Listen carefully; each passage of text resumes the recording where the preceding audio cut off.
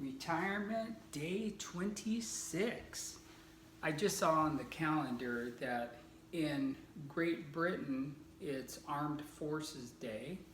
Now, yesterday late in the day, I did film a little bit when there was an Air Force launch. Let's see, it came from Vandenberg Air Force Base and they were sending some stuff up there on a rocket that's going hi girl, I'll see you in a little bit, Shirley. That's going to be used for some of the satellites, or else it's actually satellites itself. You just gotta wait a little bit, okay? I'm doing day 26 of retirement. Okay, I have some notes here. This is my first time literally having a whole thing of notes, so I'm a bit uncomfortable, but I'm really eager still to talk. I hear a helicopter. I think a helicopter flying over. It's pretty windy. Heat waves coming tomorrow, so what I plan on doing is I'm going to water tonight or super early in the morning both my yards. I'm drinking water and Shirley Maple's drinking water over there.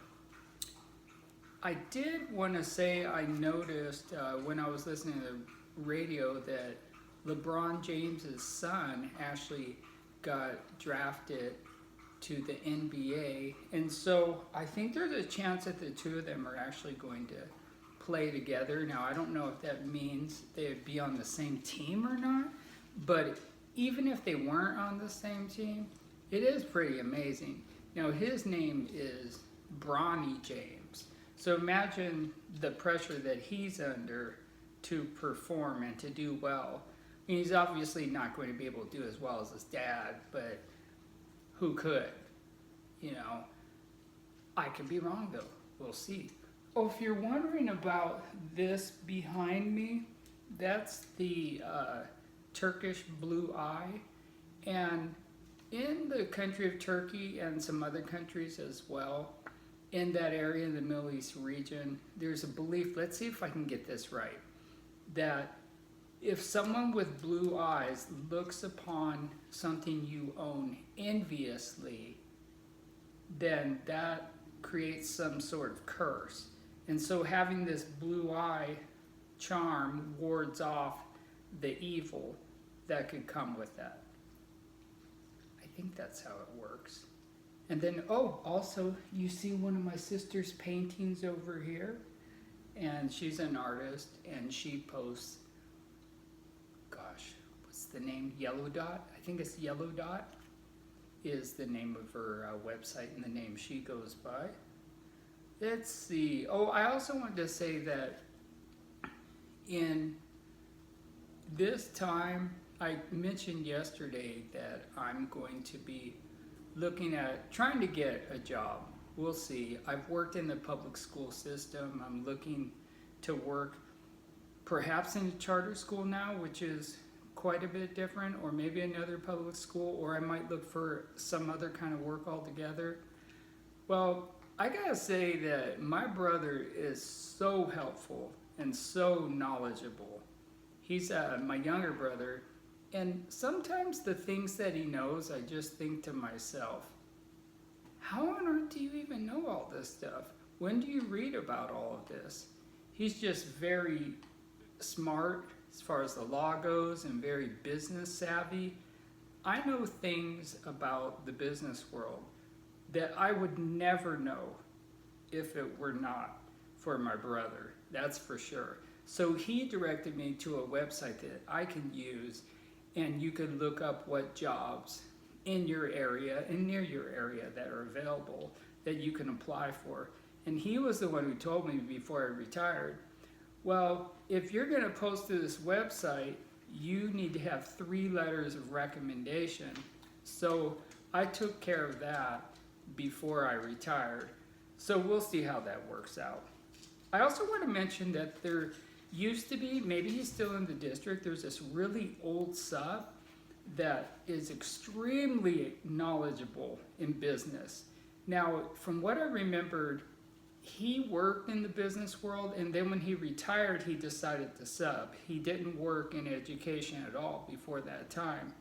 And so this guy just knew things about what was going on in Southern California that I had no clue about. I was just completely fascinated by his knowledge. I remember him one time telling me all about the trains that are stuck out in, like, I don't know if it's Colton or Riverside or whatever, that are just sitting on the tracks that were purchased by either us or by China, and they shipped some goods and it was too expensive to ship the trains back, and so they were just sitting there forever. And I think I only saw this guy a couple of times when I realized what a font of knowledge he was, and I always wanted to see him again. But then I didn't see him for at least probably the last 4 or 5 years that I worked in the district, but it could be because I wasn't working at that same school anymore. All right, what else? Oh, yesterday I weed whacked half of Brazil. I got that weed whacker assembled. As I said, that was one of the things I wanted to do when I retired.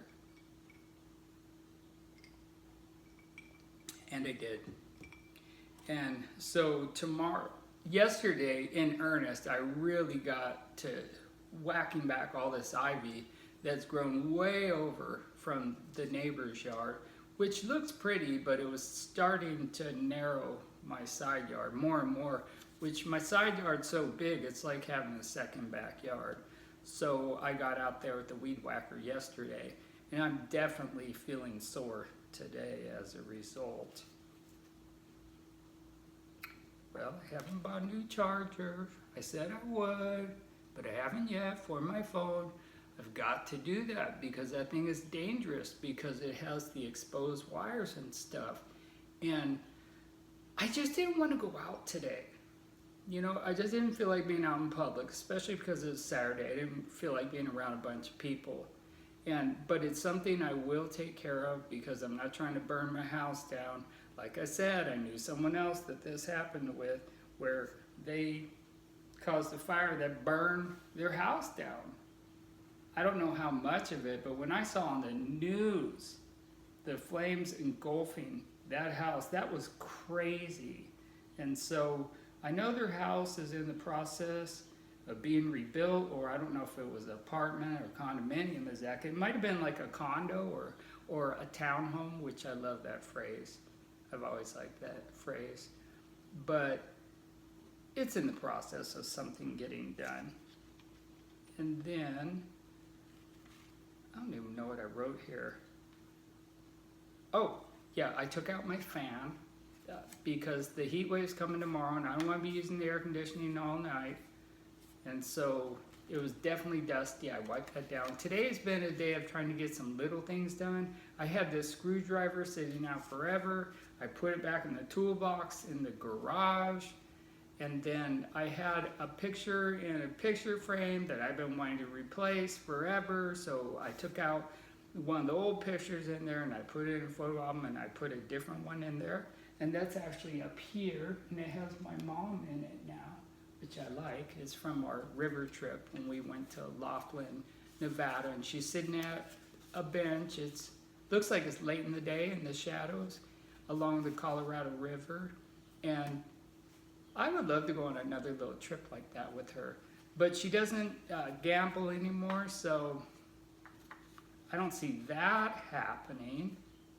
I saw a really good video, and I've seen it before, and I'll watch it again as part of the after school videos, I believe. After spelled how it sounds in the school, I think it is SKOOL.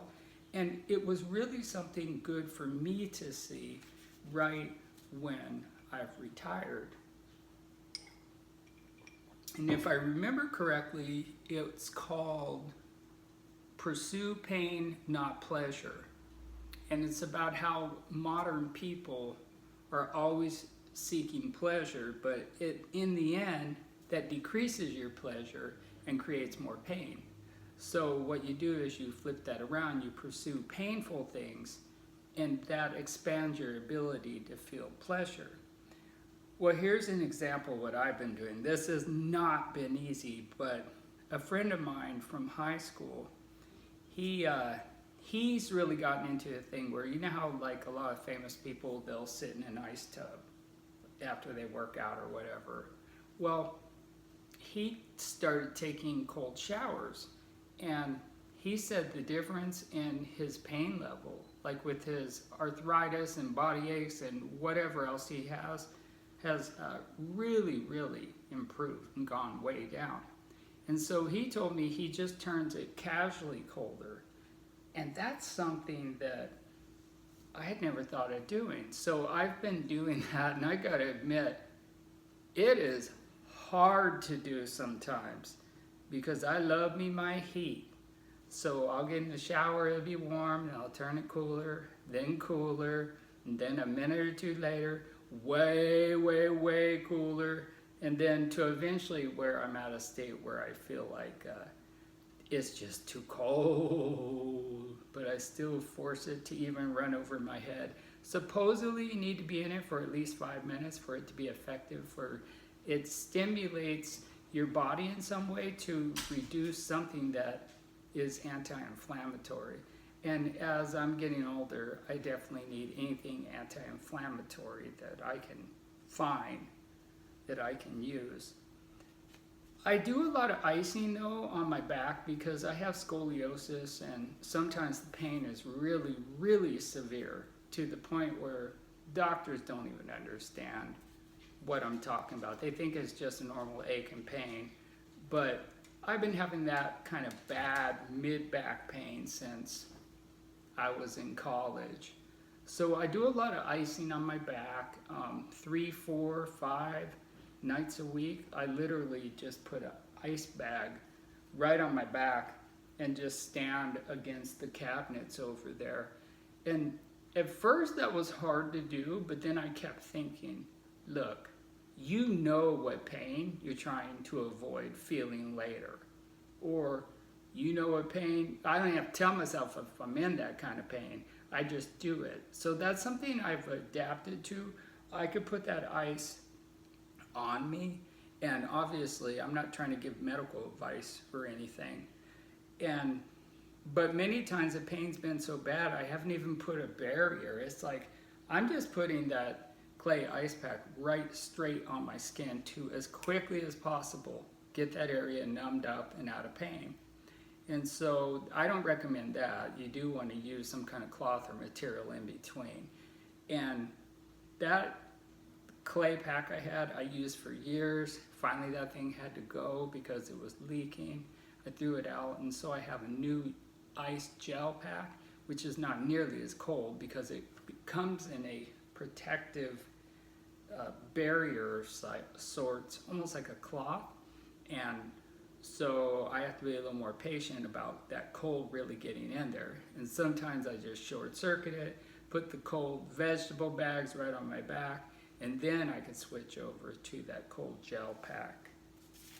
Let's see, a couple other things here. I do want to say that yesterday when I filmed late in the day and I showed all my grass turning to golden straw, I looked at the video and it just doesn't capture the radiating light of the sun on it. It's just mesmerizing and not sparkly, but just beautiful. And I don't know why that isn't catching on my phone, my camera. Maybe it's just not a good enough one to get that, but it's missing the glow, which is unfortunate. But Rex looked great, and he just hopped up near me over here.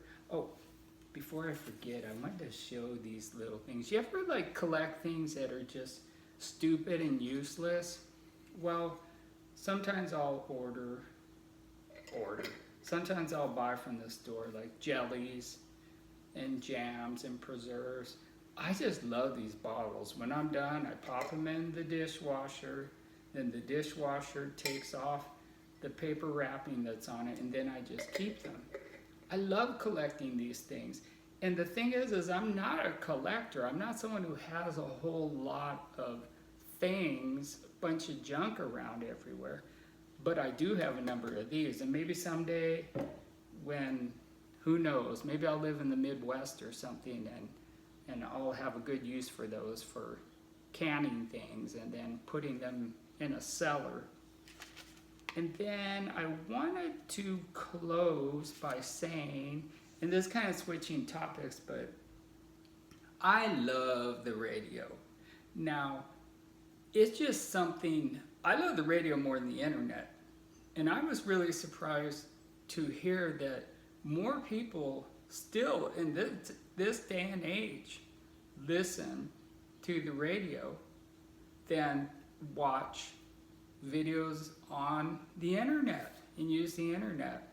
I'm not sure why this is. I'm wondering if maybe because it's way cheaper, all you gotta do is buy a radio, or the fact that you don't have to watch, you just pick up the news and information and listen to music right off it, or maybe it's partially a third world thing where they're not fully engaged with technology yet in the internet.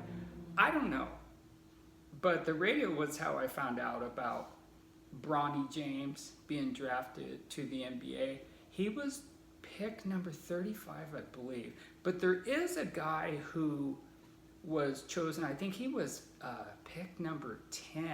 And what fascinates me about that guy, I can't remember his name, is that he didn't come straight from high school. And I guess he kind of came out of the middle of nowhere. People did not realize what talent he had. And he went to a community college or something because he didn't get into the big universities, and he went that route for a few years. And now here he is, and he's like 20 or 22 or 23 now, and he's just going to be a superstar. When I figure out his name, I'll have to mention it in a later video. While I'm closing, I do want to say that I will be filming tomorrow night because Vandenberg Air Force Base is going to have a launch at 9:01 p.m. And I definitely will be out front with my doggies, just like before. And my neighbor across the way will be out as well. And we'll both be filming. And we live 190 miles from Vandenberg. So when they do a launch, it takes, I think yesterday it took about 4 minutes for us to see it, or 3 minutes. Maybe even 2. She was saying it would take 2 minutes for us to see it because she has an app on her phone. She knows when all this stuff is happening. So tomorrow should be really good because not only will we see the rocket launch better, well, we don't see the launch off the ground, but when it's in the air, than we saw the other day. But the fact that it's going to be 9:01, the colors are going to be more intense. You'll see the glow and the gases, and I guess it's like an expansion of air. Has something to do to, I think, with moisture in the shape it'll make, like a cone or something. It'll be really interesting.